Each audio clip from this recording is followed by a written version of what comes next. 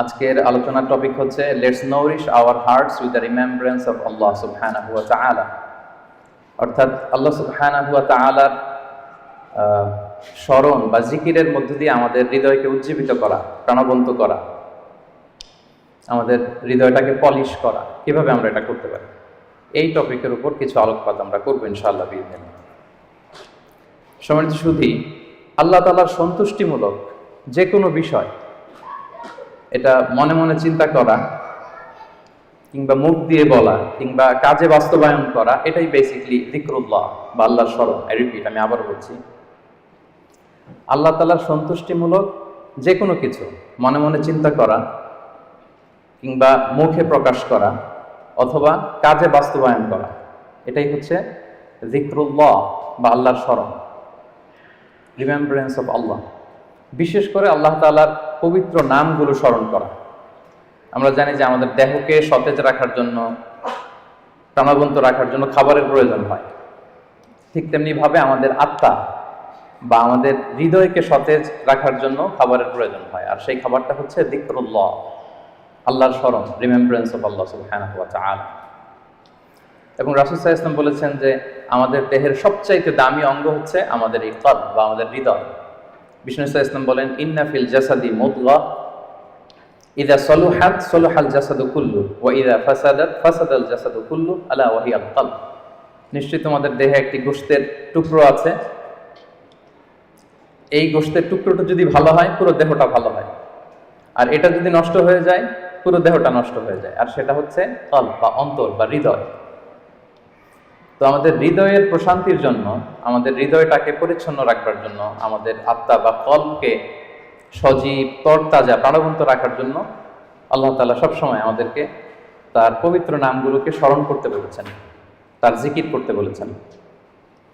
এবং আল্লাহ সুবহানাহু ওয়া তাআলার এই বরকতময় নামের যে লজ্জাত, যে স্বাদ, এটার আনন্দ তুলনাহীন, পৃথিবীর কোনো কিছুর সাথে তুলনা হয় না। এবং যারা আল্লাহর নাম জপে, আল্লাহকে ডেকে এর তৃপ্তি পেয়েছেন, কেবলমাত্র তারাই এটা উপলব্ধি করতে পারেন, তারাই এটা ভেতর থেকে, অন্তর থেকে রিয়েলাইজ করতে পারেন। এবং আল্লাহ তাআলার নৈকট্য হাসিলের অন্যতম একটি মাধ্যম হচ্ছে এই যিকরুল্লাহ বা আল্লাহ তাআলার স্মরণ। এবং বেশি বেশি আল্লাহ তাআলাকে স্মরণ করার মধ্য দিয়ে আল্লাহ তাআলার সাথে আমাদের একটা গভীর অ্যাটাচমেন্ট তৈরি হয়, একটা সুসম্পর্ক তৈরি হয়। এজন্য আপনারা দেখবেন কোরআনের পরতে পরতে বিভিন্ন জায়গায় আল্লাহ সুবহানাহু ওয়া তাআলা তার জিকিরের কথা বলেছেন, তাকে স্মরণ করতে বলেছেন। যে আয়াতটি দিয়ে আমি শুরু করেছি, সূরা আহজাবের 41 এবং 42 নম্বর আয়াত, আল্লাহ তাআলা ইরশাদ করছেন, ইয়া আইয়ুহাল্লাযীনা আমানু যকুরুল্লাহা যিকরান কাসীরা ওয়া সাব্বিহুহু বুকরাতান ওয়া আসীলা। অর্থাৎ ওহে বিশ্বাসীরা, তোমরা বেশি বেশি আল্লাহর জিকির করো বা আল্লাহ তাআলাকে স্মরণ করো, আর সকাল সন্ধ্যা তার পবিত্রতা বা তার মহিমা ঘোষণা করো। বিভিন্ন আয়াতে একই কথা আল্লাহ তাআলা রিপিট করেছেন যে আমাকে বেশি বেশি স্মরণ করো, বেশি বেশি আমার জিকির করো, এবং সকাল সন্ধ্যা আমার পবিত্রতা এবং মহিমা তোমরা ঘোষণা করো। এবং বিষ্ণু ইসলামও বিভিন্ন হাদিসে তিনি বলেছেন যে আলাইকুম বিযিকরিল্লাহ, তোমাদের উচিত বেশি বেশি আল্লাহ তাআলাকে স্মরণ করা। এক লোক রাসূল সাল্লাল্লাহু আলাইহি ওয়াসাল্লামকে বলল, ইয়া রাসূলুল্লাহ, ইন্না শারাইআল ইসলামি ক্বাদ কাসুরাত আলাইয়া, ইসলামের বিধান তো অনেক, তো এত বিধানের মধ্যে থেকে আমি কোনটা পালন করব? ফাআখবিরনি বিশাইইন আতাশাব্বাসু বিহি, আপনি একটা আমাকে বলে দেন যেটা আমি আঁকড়ে ধরে থাকব, সবসময় করবো এটা, এরকম একটা বলেন। তখন রাসূল সাল্লাল্লাহু আলাইহি ওয়াসাল্লাম বললেন যে লা ইয়াযহালু লিসানুকা রাতাবান মিন যিকরিল্লাহ, তুমি যদি একটা সাজেশন চাও তাহলে আমি বলবো যে তোমার জিহ্বাটা যেন সবসময় আল্লাহর জিকিরে সিক্ত থাকে। সবসময় তোমার জিহ্বাকে, তোমার লিসানকে, তোমার জবানকে আল্লাহর জিকির দিয়ে তুমি সিক্ত রাখো। Always keep your tongue moist with the remembrance of Allah subhanahu wa ta'ala, আল্লাহর জিকিরে, আল্লাহর স্মরণে তোমার জিহ্বাটাকে সিক্ত রাখো। তো তার মানে কোরআনের এই আয়াত এবং রাসূল সাল্লাল্লাহু আলাইহি ওয়াসাল্লামের মুখ নিঃসৃত এই হাদিস থেকে আমরা বুঝতে পারলাম যে আমাদের সবসময় আল্লাহ তাআলাকে খুব বেশি বেশি স্মরণ করা উচিত। এবং এই যে শব্দটা যিকরুল্লাহ বা আল্লাহর স্মরণ, এই জিকির শব্দটা কোরআনে বিভিন্ন অর্থে এসেছে। কখনো কখনো এটা সালাত অর্থে এসেছে, যেমন আল্লাহ তাআলা বলছেন, ইযা নুদিয়া লিস-সালাতি মিন ইয়াউমিল জুমআতি ফাসআউ ইলা যিকরিল্লাহ, জুমার আযান যখন হয় তখন তোমরা আল্লাহর জিকিরের দিকে ধাবিত হও। তো এখানে জিকির দ্বারা উদ্দেশ্য হচ্ছে জুমার সালাতের দিকে ধাবিত হও। আবার কখনো কখনো এই জিকির শব্দটা কোরআন অর্থে এসেছে। আল্লাহ তাআলা বলছেন, ইন্না নাহনু নাযালনা যিকরা ওয়া ইন্না লাহু লাহাফিজুন, নিশ্চয়ই আমি আল্লাহ তাআলা এই জিকিরকে নাজিল করেছি, এই জিকিরকে আমি সংরক্ষণ করব।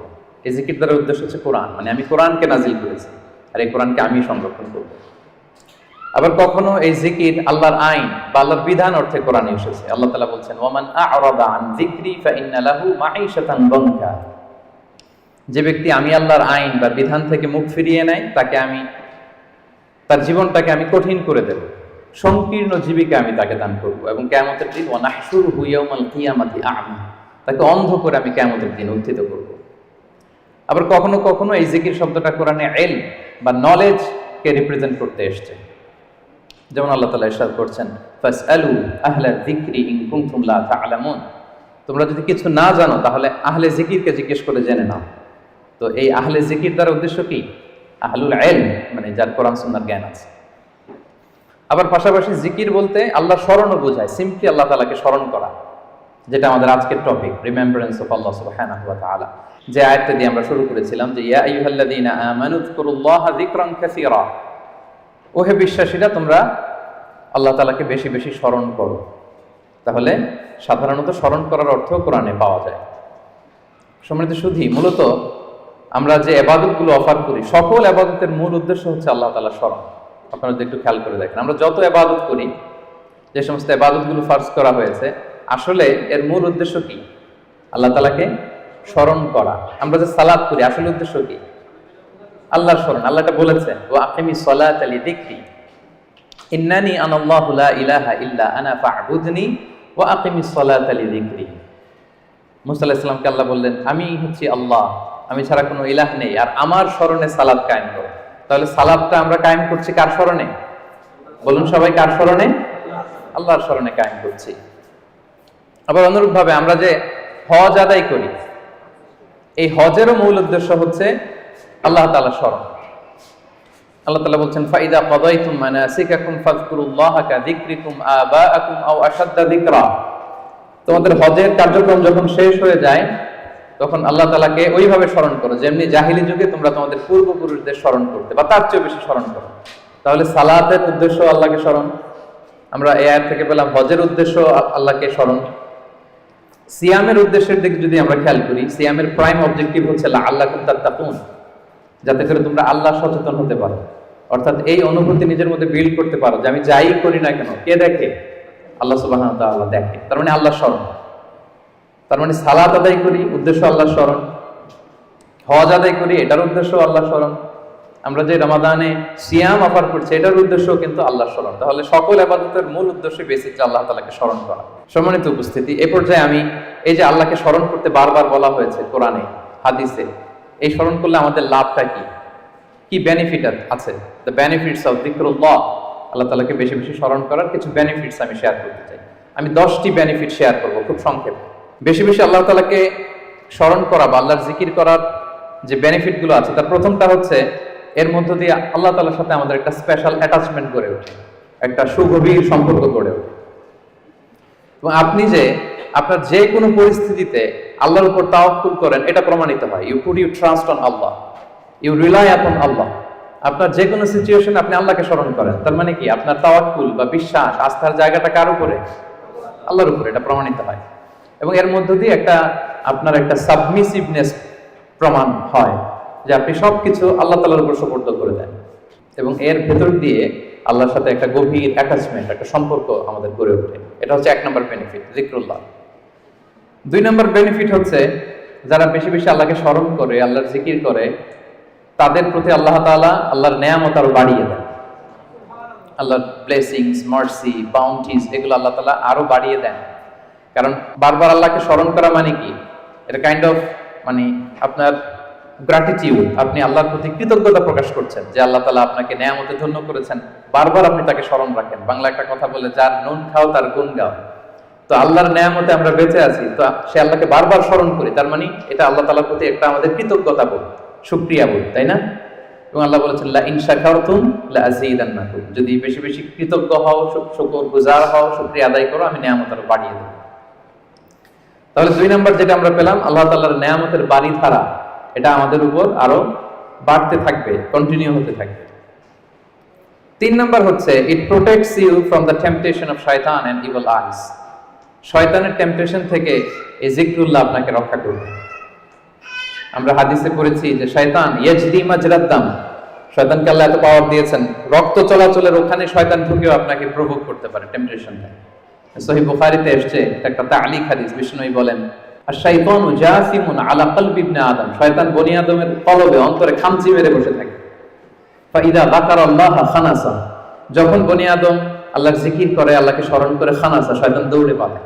ওয়া ইদা গাফালা ওয়াসওয়াসা, আর যখনই আবার সে অন্যমনস্ক হয়, গাফিল হয়, শয়তান আবার এসে তাকে ধোঁকা দিতে থাকে। তাহলে সবসময় যদি আল্লাহর স্মরণের মধ্যে আমরা থাকি, শয়তানের টেম্পটেশন থেকে আমরা মুক্ত থাকবো। এবং এটা কেমন যেন it works like a fortress, আপনি একটা দুর্গের ভেতরে ঢুকে ওই দুর্গকে তালাবদ্ধ করে দিয়েছেন, ইউ আর প্রোটেক্টেড। হ্যাঁ, একটা শিল্ডের পেছনে আপনি আছেন, শয়তানের টেম্পটেশন আপনাকে ছুঁতে পারবে না, শয়তানের হাতছানি আপনাকে ছুঁতে পারবে না, আপনি প্রোটেক্টেড। তো সবসময় যদি আল্লাহ তাআলার জিকিরে, আল্লাহর স্মরণে থাকা যায়, তাহলে স্পেশাল প্রোটেকশন আল্লাহ তাআলার পক্ষ থেকে আমরা পাই। এটা হচ্ছে 3 নম্বর বেনিফিট। 4 নম্বর বেনিফিট হচ্ছে এই যিকরুল্লাহ বা আল্লাহ তাআলার স্মরণগুলো আপনার মিজানের পাল্লায় সেদিন অনেক উঁচু পাহাড় হয়ে দাঁড়াবে, মিজানের পাল্লাকে ভারী করবে। এর সপক্ষে ভুরি ভুরি হাদিস আছে, এতগুলো এখানে উল্লেখ করা সম্ভব না, একটা শুধু বলি। বিষ্ণু ইসলাম বলেন ওয়া সুবহানাল্লাহি ওয়াল হামদুলিল্লাহি তামলাআনি মা বাইনাস সামাই ওয়াল আরদ, আপনি যদি একবার সুবহানাল্লাহ পড়েন বা আলহামদুলিল্লাহ পড়েন, তাহলে আকাশ জমিনের মাঝখানে যত ফাঁকা জায়গা আছে পুরো জায়গাটাকে আল্লাহ তাআলা সওয়াব দিয়ে পরিপূর্ণ করে আপনার আমলনামায় উঠিয়ে দিবেন। সুবহানাল্লাহ বিহামদিহি। তাহলে প্রত্যেকটা তাসবিহ উচ্চারণের মধ্য দিয়ে আমার আমলনামা বাড়তেছে, তাই না? আমার মিজানের পাল্লা সেটা ভারী হবে। ফামান সাকুলাত মাওয়াজিনুহু ফাহুয়া ফি ঈশাতির রাদিয়া, আর সেদিন যার মিজানের পাল্লা ভারী হবে সে আনন্দে থাকবে, সুখে থাকবে, স্বচ্ছন্দ থাকবে, শেষ হাসিটা সেই হাসবে। সো এই জিকিরটাকে, এটা আমাদের এডিকশনে রূপান্তর করা উচিত। বি এডিক্টেড উইথ দ্য যিকরুল্লাহ। সবসময় আপনি পড়ুন লা ইলাহা ইল্লাল্লাহ, সুবহানাল্লাহ।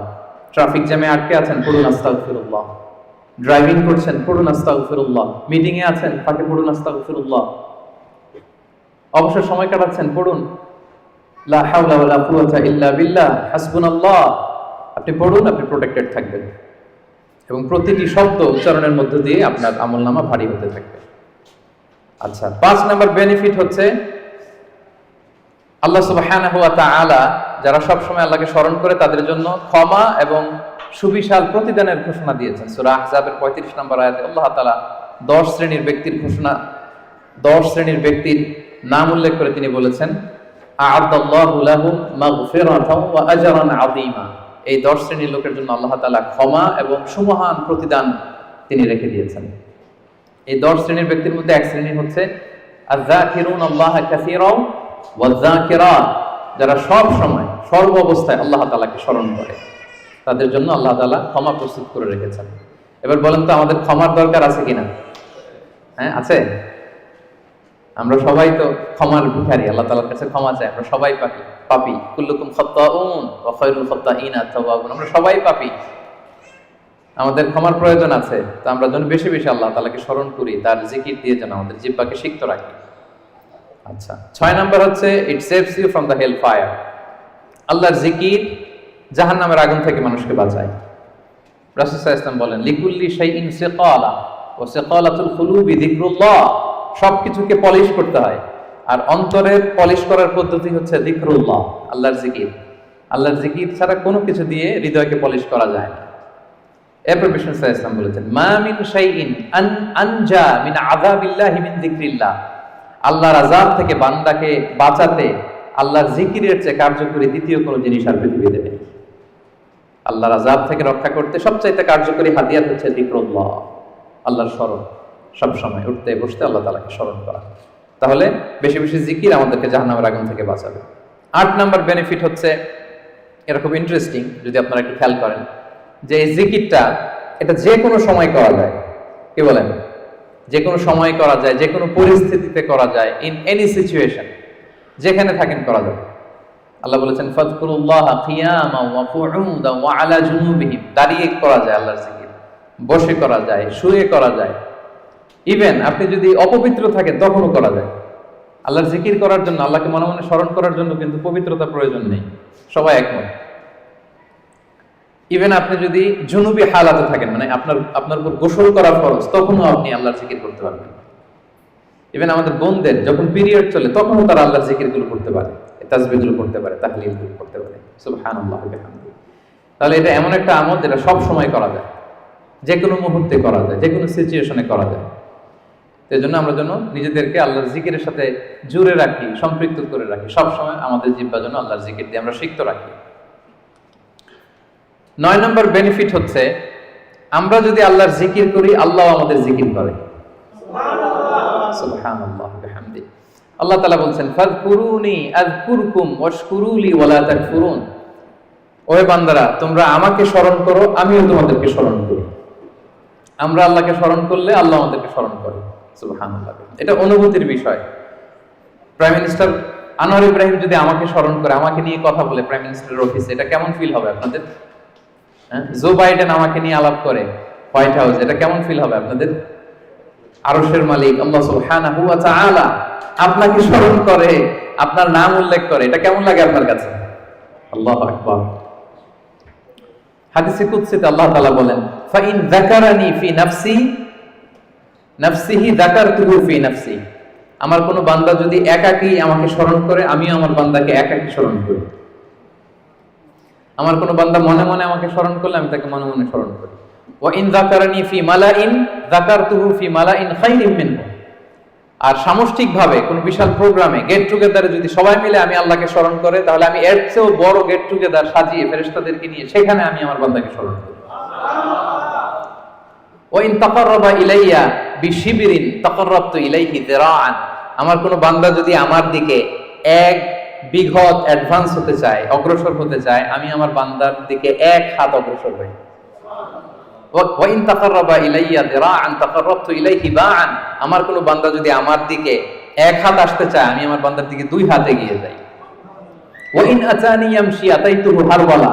আমার কোন বান্দা যদি আমার দিকে হেঁটে হেঁটে আসতে চায়, আমি আমার বান্দার সাক্ষাতে উৎগ্রীব হয়ে তার দিকে দৌড়ে দৌড়ে যাই। ফাযকুরুনি আযকুরুকুম ওয়াশকুরুলি ওয়ালা তাকফুরুন। আমাকে স্মরণ করো তো আমিও তোমাদের স্মরণ করব। আল্লাহু আকবার। তাহলে জিকিরের 9 নম্বর বেনিফিট হচ্ছে, আমরা আল্লাহকে স্মরণ করলে আল্লাহ কি করে? আমাদেরকে স্মরণ করে। জিকিরের 10 নম্বর বেনিফিট হচ্ছে, জিকির হৃদয়কে প্রশান্ত করে। আলা বিযিকরিল্লাহি তাতমাইন্নুল কুলুব। আল্লাহর জিকির দিয়ে, আল্লাহর স্মরণ দিয়ে আমাদের হৃদয় প্রশান্ত হয়। সম্মানিত ভাই এবং বোনেরা, পৃথিবীর কোনো কিছু দিয়ে আপনার হৃদয়কে আপনি পরিতৃপ্ত করতে পারবেন না। কোনো কিছু না, তৃপ্ত হবে না আপনার হৃদয়। আপনি যদি খুব পেট ভরে ভালো কিছু খান 5 স্টার বুফেতে, আপনার পেট ভরবে কিন্তু হৃদয় তৃপ্ত হবে না। আপনি যদি অনেক টাকার মালিক হন, আপনার একটা স্যাটিসফ্যাকশন আসবে, কিন্তু আপনার হৃদয় তৃপ্ত হবে না। আপনার যদি অনেক নেম হয়, ফেম হয়, পাওয়ার আসে আপনার হাতে, আপনার একটা স্যাটিসফ্যাকশন আসবে, আপনার হৃদয় তৃপ্ত হবে না। বিবাহিতরা, তারা যদি ফিজিক্যাল ইন্টিমেসিতে যায় হালাল পন্থায়, তার ডিজায়ার ফুলফিল হয়, কিন্তু তার কল্প তৃপ্ত হয় না, হৃদয় তৃপ্ত হয় না। হৃদয় তৃপ্ত হয় কেবলমাত্র, শুধুমাত্র, একমাত্র একটি নামের স্মরণে। নামটা কি? আল্লাহ। আলা বিযিকরিল্লাহি তাতমাইন্নুল কুলুব। জেনে রেখো, শুধুমাত্র কেবলমাত্র আল্লাহর নামের স্মরণেই আমাদের হৃদয় প্রশান্ত হয়। আল্লাহর জিকিরেই আপনি মনোদৈহিক প্রশান্তি লাভ করবেন। বিষ্ণু সাল্লাল্লাহু আলাইহি ওয়াসাল্লাম বলেছেন, মাসালুল্লাযী ইয়াযকুরু রাব্বাহু ওয়াল্লাযী লা ইয়াযকুরু মাসালুল হাইয়্যি ওয়াল মাইয়িত। যে ব্যক্তি আল্লাহকে স্মরণ করে আর করে না, তাদের পার্থক্য হচ্ছে জীবিত আর মৃতের মতো। যে আল্লাহকে স্মরণ করে তার হৃদয়টা জীবিত, আর যে ব্যক্তি আল্লাহকে স্মরণ করে না, অ্যাপারেন্টলি তাকে জীবিত মনে হলেও আল্লাহ বলে তার হৃদয়টা মৃত।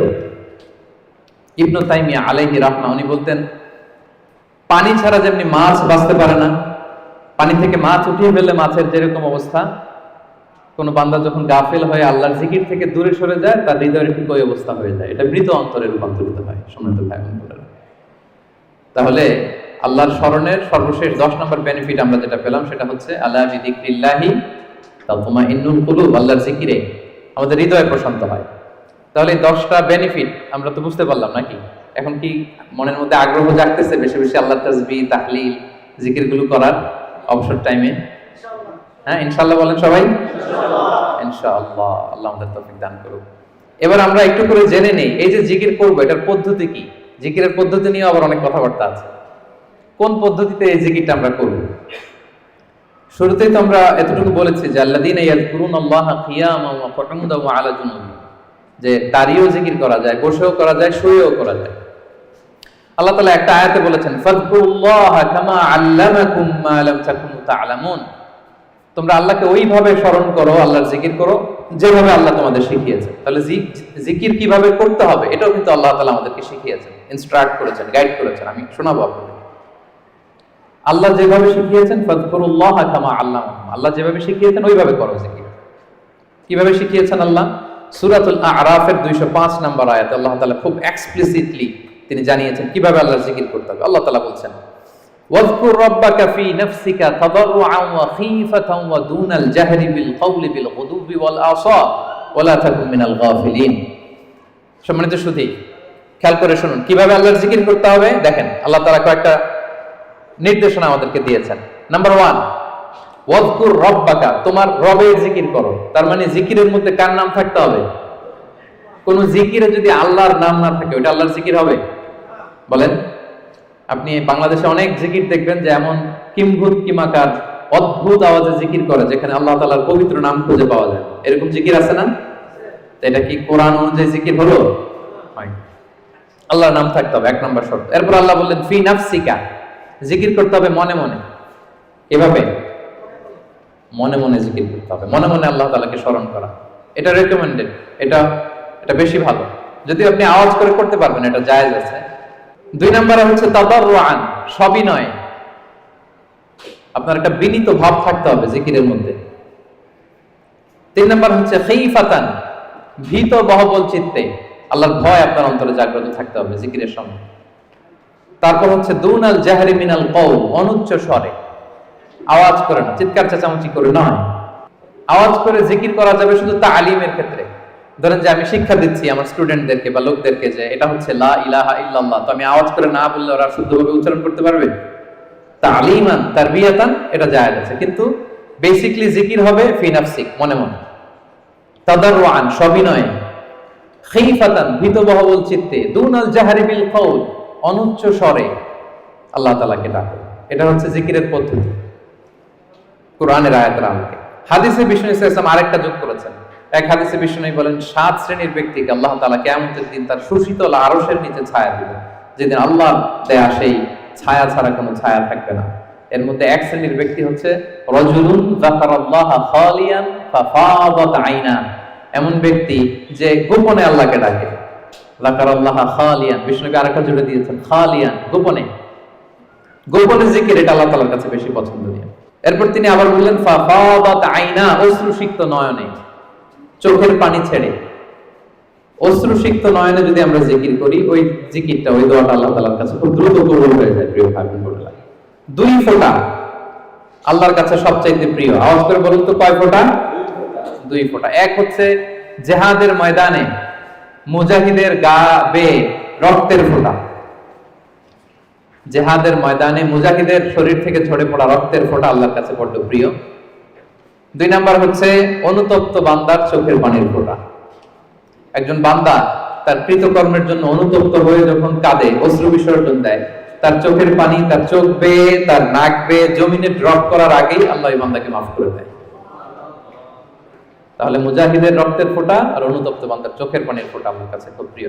বিশ্বনবী তাই বললেন, রাজুলুন যাকারাল্লাহা খালিয়ান ফাফাদাত আইনা, এমন ব্যক্তি যে গোপনে আল্লাহকে স্মরণ করে আর অশ্রুসিক্ত নয়নে। তাহলে জিকির কিভাবে করব? মোটামুটি একটা পিকচারাইজেশন হয়েছে না? হ্যাঁ, ওয়াযকুর রাব্বাকা ফি নাফসিকা, মনে মনে জিকির করুন। তাদাররুআন, সবিনয়ে। খীফাতান, ভীত বহবল চিত্তে। দুনাল জাহরি বিল কওল, অনুচ্চ স্বরে। আর হাদিসে এসেছে খালিয়ান, গোপনে। ফাফাদাত আইনা, অশ্রুসিক্ত নয়ন। এভাবে যদি আমরা আল্লাহ তাআলাকে স্মরণ করি, এভাবে যদি আমরা কায়মনোবাক্যে আল্লাহকে ডাকি, এভাবে যদি আল্লাহ তাআলার কাছে চাই, আল্লাহ তাআলা এই দৃশ্যটা দেখতে করতে পছন্দ করেন। তাহলে জিকিরের পদ্ধতি সবার কাছে ক্লিয়ার? এর বাইরে যে লম্ফ জম্ফ দিয়ে অদ্ভুত কিম্ভূত কিমাকার আওয়াজ করে জিকির করলে এটা হবে? ওইটা কোরআন সুন্নাহর সাথে সাংঘর্ষিক হবে। এভাবে জিকির করা যাবে না। সুস্পষ্ট আল্লাহ তাআলার পবিত্র বরকতময় নাম বোঝা যেতে হবে এবং গোপনে অনুচ্চ স্বরে নীরবে আল্লাহ তাআলার নামকে জপতে হবে।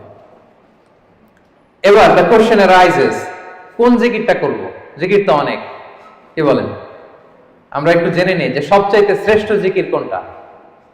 কেউ কি জানেন সবচেয়ে শ্রেষ্ঠ জিকির কোনটা? হ্যাঁ, সুবহানাল্লাহি বিহামদি। আর একটু বলেন, আওয়াজ করে, সাহস করে বলেন। লা ইলাহা ইল্লাল্লাহ, এই তো চলে আসছে।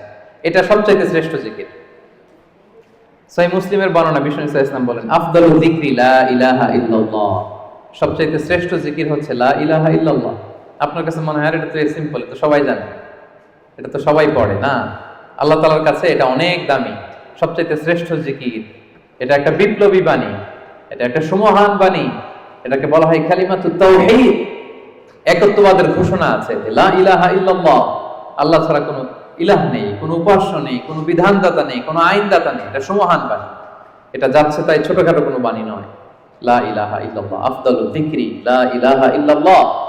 অবসর পেলেই, সময় পেলেই পড়বেন লা ইলাহা ইল্লাল্লাহ, লা ইলাহা ইল্লাল্লাহ, লা ইলাহা ইল্লাল্লাহ। এটা কালিমাতুত তাওহীদ, আল্লাহ তাআলার সুমহান বাণী। এটা যে আমাদের কাছে খুব স্বাভাবিক জিকির মনে হয়, এটা এই ব্যাপারটা আবার অস্বাভাবিক না, এটাও স্বাভাবিক। কারণ মুসা আলাইহিস সালামের কাছে এমন মনে হয়েছিল। মুসা আলাইহিস সালাম সরাসরি আল্লাহর সাথে কথা বলতেন। মুস্তাদরাকে হাকিমে একটা হাদিস এসেছে, মুসা আলাইহিস সালাম আল্লাহকে বললেন, ইয়া রাব্বি আল্লিমনি শাইআন আযকুরুকা বিহি ওয়া আদউকা বিহি। মুসা আলাইহিস সালাম আল্লাহকে বললেন, আল্লাহ আপনি আমাকে এমন একটা জিকির শিক্ষা দেন যে জিকিরটা দিয়ে আমি আপনাকে ডাকবো, আপনার কাছে চাইবো, এবং এটা আর কেউ জানবে না, আপনি আর আমি। তো আল্লাহ বললেন, ইয়া মুসা কুল লা ইলাহা ইল্লাল্লাহ। হে মুসা তুমি পড়ো লা ইলাহা ইল্লাল্লাহ। মুসা আলাইহিস সালাম বললেন, ইয়া রাব্বি কুল্লু ইবাদিকা ইয়াকুলু হাদা। হে আল্লাহ আপনার সব বান্দাই তো এটাই পড়ে, লা ইলাহা ইল্লাল্লাহ তো সবাই জপে, সবাই পড়ে। আমি তো স্পেশাল কিছু চেয়েছিলাম, ইন্নামা উরিদু শাইআন তাফুসুনি বি। আমি এমন কিছু চেয়েছি যেটা স্পেশাল, এটা এই নামে আমি ডাকবো আর আপনি জানবেন, আর কেউ জানবে না। স্পেশাল একটা জিকির আমাকে শিক্ষা দেন। তখন আল্লাহ তাআলা বললেন, ইয়া মুসা লাউ তাদাউ লা ইলাহা ইল্লাল্লাহ ফি কাফফা।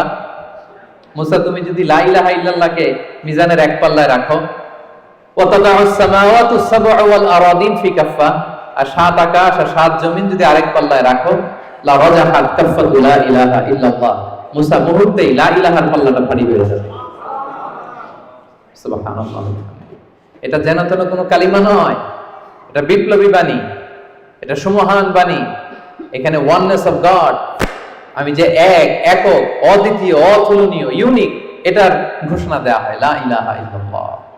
আল্লাহ ছাড়া কোনো ইলাহ নেই, আল্লাহ ছাড়া কোনো উপাস্য নেই। এটা সাধারণ কোনো বাণী নয়। তাহলে মুসা আলাইহিস সালামের মনেও প্রশ্ন জেগেছিল এটা, যে আল্লাহ স্পেশাল দোয়া শিখান। আল্লাহ বললেন লা ইলাহা ইল্লাল্লাহ, উনি বললেন সবাই তো এটা পড়ে। তখন আল্লাহ বললেন এটা এত দামি, মিজানের এক পাল্লায় লা ইলাহা রাখলে, আরেক পাল্লায় সাত আকাশ সাত জমিন রাখলে লা ইলাহার পাল্লা ভারী হয়ে যাবে। তাহলে আমরা লা ইলাহা ইল্লাল্লাহ এটার জিকির বেশি বেশি করব, কি বলেন? আসুন আমরা কয়েকবার পড়ি লা ইলাহা ইল্লাল্লাহ, লা ইলাহা ইল্লাল্লাহ, লা ইলাহা ইল্লাল্লাহ। আরেকটা হাদিসে এসেছে, রাসূল সাল্লাল্লাহু আলাইহি ওয়াসাল্লাম বলেন, আহাব্বুল কালামি ইলাল্লাহি আরবা। আল্লাহর কাছে সবচেয়ে প্রিয় কথা চারটি। বলুন তো কয়টি? চারটি। আল্লাহর কাছে সবচেয়ে প্রিয় কথা চারটি। এক হচ্ছে সুবহানাল্লাহ, দুই হচ্ছে আলহামদুলিল্লাহ, তিন হচ্ছে লা ইলাহা ইল্লাল্লাহ, চার হচ্ছে আল্লাহু আকবার। সুবহানাল্লাহ, আলহামদুলিল্লাহ, লা ইলাহা ইল্লাল্লাহ, আল্লাহু আকবার। এই চারটা কথা আল্লাহর কাছে সবচাইতে প্রিয়। কোনো সিকোয়েন্স রাখা লাগবে না, যেভাবে মন চায়। রাসূল সাল্লাল্লাহু আলাইহি ওয়াসাল্লাম বলেন, লা ইয়াদুররুকা বিআইয়িহিন্না বাদাতা। যেটা দিয়ে তুমি আগে শুরু করবে অসুবিধা নেই। আগে পড়তে পারেন লা ইলাহা ইল্লাল্লাহ, আগে পড়ুন সুবহানাল্লাহ, আগে পড়ুন আল্লাহু আকবার, আগে পড়ুন আলহামদুলিল্লাহ, কোনো সমস্যা নেই। তাহলে আল্লাহর কাছে সবচাইতে প্রিয় কথা কয়টি? চারটি। এটা আমরা জেনে গেলাম, সুবহানাল্লাহ, আলহামদুলিল্লাহ, লা ইলাহা ইল্লাল্লাহ, আল্লাহু আকবার। আচ্ছা, সহিহ বুখারীর সর্বশেষ হাদিসটা শোনাই। বিষ্ণু সাল্লাল্লাহু আলাইহি ওয়াসাল্লাম বলেন, কালিমাতান হাবিবাতান ইলার রহমান। দুটি বাক্য আছে দয়াময় আল্লাহর কাছে খুব প্রিয়, এই বাক্য দুটো, কিন্তু খাফিফাতান আলাল লিসান, জিহ্বায় উচ্চারণে এটা বেশ হালকা পাতলা।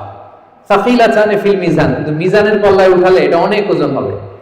এর এক হচ্ছে সুবহানাল্লাহি ওয়া বিহামদিহি, সুবহানাল্লাহিল আযীম, সুবহানাল্লাহি ওয়া বিহামদিহি, সুবহানাল্লাহিল আযীম। এটা পারেন না আপনারা?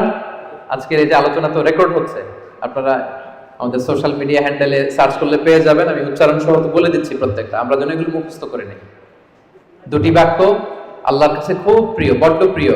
কিন্তু জিহ্বায় উচ্চারণ একেবারে very simple, very easy and smooth, কিন্তু মিজানের পাল্লা রেখে দিলে অনেক ভারী হয়ে যাবে। সুবহানাল্লাহি বিহামদিহি সুবহানাল্লাহিল আযীম। তারপরে আর কোন নামে জিকির করব? আল্লাহর 99টি নাম ধরে আল্লাহকে ডাকবো। আল্লাহর 99টা সুন্দর সুন্দর নাম আছে। কুল ইদউল্লাহ আও ইদউর রহমান আইয়াম্মা তাদউ ফালাহুল আসমাউল হুসনা। আল্লাহকে আল্লাহ বলে ডাকো কিংবা রহমান বলে ডাকো, তবে জেনে রাখো আল্লাহর অনেকগুলো সুন্দর সুন্দর নাম আছে। কয়টা নাম? সহিহ বুখারীতে এসেছে ইন্না লিল্লাহি 99 ইসমা মিআতান ইল্লা ওয়াহিদা। আল্লাহর 99টা নাম আছে। মান আহসাহা দাখালাল জান্নাহ। যে এই 99 নামকে মুখস্থ করবে, এটাকে হৃদয়ে ধারণ করবে, এর যে হক আছে আদায় করবে, আল্লাহ তাকে জান্নাত দান করবে। আল্লাহর 99টা নাম সুযোগ হলে মুখস্থ করবেন। আমাদের আইআইএম এর প্রতিদিনের মর্নিং অ্যাসেম্বলি শুরু হয় আল্লাহর 99টা নাম জপে। খেয়াল করেছেন আপনারা? হ্যাঁ, একটা নাশিদের সুরে পড়ে সকালবেলা, নাকি ঘুমিয়ে থাকেন ওই টাইমে আপনারা? সকালবেলা 8টার দিকে, মোস্ট লাইকলি 8টার দিকে যখন দোয়া করে আমাদের মর্নিং অ্যাসেম্বলি শুরু হয় ইউআইতে, সেই তো আমি 13 সাল থেকে শুনতেছি আল্লাহর 99টা নাম জপে তারপরে officially the starting of the day এখানে হয়। আলহামদুলিল্লাহ। তো আল্লাহর নামগুলো ধরে যেন আমরা আল্লাহকে ডাকি। ইয়া আল্লাহ, ইয়া রহমান, ইয়া রহিম, ইয়া হাইয়্যু, ইয়া কাইয়্যুম। এভাবে আল্লাহকে ডাকলে আল্লাহ তাআলা বড় খুশি হন। এবং হাদিসে এসেছে আর রহমান আর রহিম এবং হাইয়্যু আর আল কাইয়্যুম, এই নামগুলোকে ইসমে আজম বলা হয়েছে। এক সাহাবী এভাবে ইয়া হাইয়্যু, ইয়া কাইয়্যুম, ইয়া রহমান, রহিম বলে দোয়া করছে। এই দোয়া রাসূল সাল্লাল্লাহু আলাইহি ওয়াসাল্লাম শুনে বললেন, ওর দোয়া তো আছে, কবুল হয়ে যাবে, কারণ সে ইসমে আজম ধরে ধরে দোয়া করছে। সুবহানাল্লাহ ওয়া বিহামদিহি। ইসমে আজম হচ্ছে এমন আল্লাহর নাম, ইদা দুইয়া বিহি আজাবা, আল্লাহ এটা দিয়ে আল্লাহকে ডাকলে আল্লাহ ডাকে সাড়া দেয়। ওয়া ইদা সুইলা বিহি আ'তা, এই নামের বদৌলতে আল্লাহর কাছে কিছু চাইলে আল্লাহ দিয়ে দেয়। তাহলে এই নামগুলো ধরে আমরা আল্লাহ তাআলাকে ডাকতে পারি। কি বলেন? আল্লাহর 99টা নাম আমরা যেন মুখস্থ করি। সব শেষে বলবো আযকারুস সাবাহি ওয়াল মাসা। যেহেতু আমি যে আয়াত দিয়ে শুরু করেছিলাম, সেই আয়াতের শেষে আল্লাহ বলেছেন ওয়াসাব্বিহুহু বুকরাতাও ওয়া আসীলা। তোমরা বেশি বেশি আল্লাহকে স্মরণ করো আর সকাল সন্ধ্যা আল্লাহর মহিমা, আল্লাহর প্রশংসা, আল্লাহর গ্লোরি, এটাকে তোমরা বর্ণনা করো। আল্লাহর প্রশংসা, আল্লাহর মহিমা বর্ণনা করো সকাল সন্ধ্যা। সবসময় তো করবোই, বিশেষ করে সকাল সন্ধ্যা। এবং রাসূল সাল্লাল্লাহু আলাইহি ওয়াসাল্লাম ফজরের সালাতের পরে, মাগরিবের সালাতের পরে লম্বা তাসবিহ পড়তেন। ফজরের প্রত্যেক ফরজ সালাতের পরে বিষ্ণু সাল্লাল্লাহু আলাইহি ওয়াসাল্লাম তাসবিহ তো পড়তেনই। ফজর আর মাগরিব এই দুইটার পরে আরো দীর্ঘ সময় ধরে তিনি তাসবিহ পড়তেন। প্রত্যেক ফরজ নামাজের পরে রাসূল সাল্লাল্লাহু আলাইহি ওয়াসাল্লাম 3 বার ইস্তিগফার করতেন। সবচেয়ে সহজ, খুব সহজ একটা জিকির, আস্তাগফিরুল্লাহ আস্তাগফিরুল্লাহ আস্তাগফিরুল্লাহ। আপনারা পড়েন তো নাকি? পড়েন। হ্যাঁ, এগুলো হচ্ছে টেক অ্যাওয়ে মেসেজ, এগুলো নিয়ে যেতে হবে সাথে করে। এই যে আইএম বাংলাদেশ কমিউনিটি সুন্দর প্রোগ্রামের আয়োজন করলাম, আমরা আসলাম, আমরা যেন প্রতিটা টেক অ্যাওয়ে মেসেজ সাথে করে নিয়ে যাই। ফরজ সালাতের পরে 3 বার আস্তাগফিরুল্লাহ আমরা পড়ব। ইস্তিগফারের অনেক ফজিলত, বেসিক 5টা ফজিলত বিষ্ণুই বলেন, মান লাজিমাল ইস্তিগফার জাআলাল্লাহু লাহু মিন কুল্লি দীকিন মাখরাজা। ইস্তিগফার যে সব সময় পড়বে ও জীবনে আটকাবে না। বিপদে পড়লেই আল্লাহ এই যে কেলওয়ারের ব্যবস্থা করে দিবেন, মানে ওয়ে আউট, এক্সিট। আপনি আটকাবেন না, আল্লাহ আপনাকে ওয়ে আউটের ব্যবস্থা করে দিবে। অমিন কুল্লি হাম্মিন ফারাজা, দুশ্চিন্তা থাকবে না আপনার জীবনে, অ্যাংজাইটি থাকবে না, চিন্তা মুক্ত করবেন। 2টা গেল। ওয়ারযুকহু মিন হাইসু লা ইয়াহতাসিব, এমন জায়গা থেকে আল্লাহ রিজিকের ব্যবস্থা করে দিবেন আপনাকে, আপনি কল্পনাও করতে পারবেন না। 4 নাম্বার, আল্লাহর পক্ষ থেকে বড় আযাব গজব কখন আপনাকে স্পর্শ করবে না। ওমা কানাল্লাহু মুআযিবাহুম ওয়া হুম ইস্তাগফিরুন, আমার বান্দারা যতক্ষণ ইস্তিগফার করে কোনো আযাব তাকে স্পর্শ করবে না। 5 নাম্বার, যে সব সময় ইস্তিগফার, উঠতে বসতে সব কাজে ইস্তিগফার করে, পড়তে পড়তে এক পর্যায়ে এই ব্যক্তি মুস্তাজাবুদ দাওয়াতে উন্নীত হয়ে যায়। মুস্তাজাবুদ দাওয়া মানে এমন ব্যক্তি যে দোয়া করতে দেরি হয়, ওই দোয়া কবুল হতে দেরি হয়, হাত তুলতে দেরি আল্লাহ কবুল করে ফেলে। তা আমরা কি মুস্তাজাবুদ দাওয়া হতে চাই? সবাই হতে চাই? আমরা যেন বেশি বেশি ইস্তিগফার করি। এরপর রাসূল সাল্লাল্লাহু আলাইহি ওয়াসাল্লাম পড়তেন আল্লাহুম্মা লা মানিআ লিমা আ'তাইতা ওয়া লা মু'তিয়া লিমা মানা'ত ওয়া লা ইয়ানফা'ু যাল জাদ্দি মিনকাল জাদ। অর্থগুলো বড় সুন্দর। আল্লাহ তুমি যেটা আমাকে দিবে এটাকে আটকে রাখার কেউ নেই। আল্লাহ তুমি যেটা আটকে রাখতে চাও, দিতে চাও না, গোটা বিশ্বের সব শক্তি একসাথে মিলেও এটা আমার সামনে হাজির করার ক্ষমতা কারণ নেই। আল্লাহ তোমার সামনে তোমার আনুগত্য ছাড়া অন্য কিছুর কোনো দাম হয় না। এগুলো রাসূল সাল্লাল্লাহু আলাইহি ওয়াসাল্লাম পড়তেন। সকালবেলা পড়তেন আল্লাহুম্মা বিকা আসবাহনা ওয়া বিকা আমসাইনা ওয়া বিকা নাহইয়া ওয়া বিকা নামুতু ওয়া ইলাইকান নুশুর। আবার সন্ধ্যাবেলা পড়তেন আল্লাহুম্মা বিকা আমসাইনা ওয়া বিকা আসবাহনা ওয়া বিকা নাহইয়া ওয়া বিকা নামুতু ওয়া ইলাইকান নুশুর। এই দোয়াগুলো রাসূল সাল্লাল্লাহু আলাইহি ওয়াসাল্লাম পড়তেন। আল্লাহুম্মা আনতাস সালাম ওয়া মিনকাস সালাম তাবারাকতা ইয়া যাল জালালি ওয়াল ইকরাম, এটা পড়তেন। ফজরের সালাতের পর একটা বিশেষ দোয়া পড়তেন, আল্লাহুম্মা ইন্নী আসআলুকা ইলমান নাফিআ ওয়া রিজকান তাইয়্যিবা ওয়া আমালান মুতাকাব্বালা।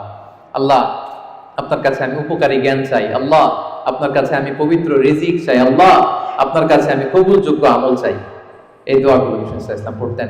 প্রত্যেক ফরজ সালাতের পরে 33 বার সুবহানাল্লাহ, 33 বার আলহামদুলিল্লাহ, 33 বার আল্লাহু আকবার, সবশেষে মিলাতেন এই বলে লা ইলাহা ইল্লাল্লাহ ওয়াহদাহু লা শারীকা লাহু লাহুল মুলকু ওয়া লাহুল হামদু ওয়া হুয়া আলা কুল্লি শাইইন কাদির। এই দোয়াটা লা ইলাহা ইল্লাল্লাহ ওয়াহদাহু লা শারীকা লাহু, বিষ্ণু বলেন এটা আরাফার দিনের শ্রেষ্ঠ দোয়া। এই দোয়া আমি আমার আগের সব নবীরা পড়েছে। এই দোয়াটা যেন আমরা বেশি বেশি পড়ি। কত দোয়া যে বিষ্ণু সাল্লাল্লাহু আলাইহি ওয়াসাল্লাম করেছেন, প্রতিটা মুহূর্তে আল্লাহ তাআলার জিকির দিয়ে বিষ্ণু সাল্লাল্লাহু আলাইহি ওয়াসাল্লাম তার জিহ্বাকে সিক্ত রাখতেন। আমরা তো ঘুমের সময় পড়ি আল্লাহুম্মা বিসমিকা আমুতু ওয়া আহইয়া, বিষ্ণুনবী চমৎকার একটা দোয়া পড়তেন, আল্লাহুম্মা ইন্নী আসলামতু ওয়াজহি ইলাইক ওয়া ফাওয়াদতু আমরি ইলাইক ওয়া আলজাতু যাহরি ইলাইক রাগবাতান ওয়া রাহবাতান ইলাইক লা মালজা ওয়া লা মানজা ইল্লা ইলাইক, আল্লাহুম্মা আমানতু বিকিতাবিকাল্লাযী আনসালতা ওয়া নাবিয়্যিকাল্লাযী আরসালতা। হে আল্লাহ, আমি আমার নিজেকে তোমার কাছে পরিপূর্ণ সাবমিশন করে দিলাম। ঘুমোতে গেলে আমাদের পিঠ বিছানায় লাগে না, আল্লাহ আমার বিছানাকে তোমার কাছে আমি আশ্রয় রাখলাম। আল্লাহ, আমার নিজেকে আমি তোমার কাছে সুপর্দ করে দিলাম। কি সাবমিসিভনেস, কত চমৎকার ভাবে নিজেকে আল্লাহ তাআলার কাছে সঁপে দিতেন। আমরা পানি খাই, পানি খাওয়ার পরে বিষ্ণুনবী এত চমৎকার একটা দোয়া পড়তেন, তিনি পড়তেন আলহামদুলিল্লাহিল্লাযী জাআলা হাযাল মাআ আযবান ফুরাতান বিরাহমাতিহি ওয়া লাম ইয়াজআলহু মিলহান উজাজান লিযুনুবিনা। প্রশংসা সে আল্লাহ, যে আল্লাহ দয়া করে এই পানিটাকে সুইট ওয়াটার মানে সুমিষ্ট পানি বানিয়েছেন। আমরা যে পাপী, আমাদের পাপের কারণে এই পানিটাকে তিনি লবণাক্ত বানিয়ে দেন। চিন্তা করেন তো, এই যে মিনারেল ওয়াটারের বোতল খুলে তো ঘট ঘট করে ইফতারি করে ফেলি, পানি যদি মিষ্টি না হয়, লোনা পানি হতো, লবণাক্ত হতো, কি হতো আমাদের? আমরা কি কল্পনা করি? এই দোয়াগুলো বিষ্ণু সাল্লাল্লাহু আলাইহি ওয়াসাল্লাম সবসময় করতেন। সফরের সময় লম্বা দোয়া পড়তেন। অনেক দোয়ার লিস্ট আমি নিয়ে এসেছিলাম, এগুলো আপনারা অনলাইনে সার্চ করলেও পাবেন। আমাদের পুরো দিনটাকে, আমাদের পুরো রাতের সময়গুলোকে আমরা আল্লাহর জিকিরে কিন্তু এভাবে সাজাতে পারি। বিষ্ণু সাল্লাল্লাহু আলাইহি ওয়াসাল্লামের নির্দেশনা অনুযায়ী যেন আমরা আমাদের জিহ্বাটাকে আল্লাহর এই চমৎকার নামের জিকির দিয়ে যেন সিক্ত রাখি। আমরা যেন বেশি বেশি আল্লাহ তাআলার নাম জপে নিজেদেরকে শয়তানের প্রভোকেশন, টেম্পটেশন থেকে যেন আমরা প্রোটেক্টেড রাখি। আমরা যেন আমাদের সাথে আল্লাহর সম্পর্ককে আরো মজবুত করি। তাহলে আমরা যে টপিকটা দিয়েছিলাম, let's nourish our hearts with the remembrance of Allah, এই রমাদানে আমরা যেন বেশি বেশি আল্লাহ তাআলাকে স্মরণ করে আমাদের হৃদয়টাকে উজ্জীবিত রাখতে পারি, আমাদের হৃদয়টাকে যেন সজীব রাখতে পারি, যেন সিক্ত রাখতে পারি। আল্লাহ তাআলা আমাদের সবাইকে এই সংক্ষিপ্ত কথাগুলো বোঝার ও আমল করার তৌফিক দান করুন। হাযা মা ইনদি ওয়াল ইলমু ইনদাল্লাহি আলাইহি তাওয়াক্কালতু ওয়া ইলাইহি উনীব। ওয়াসসালামু আলাইকুম ওয়া রাহমাতুল্লাহি তাআলা ওয়া বারাকাতুহু।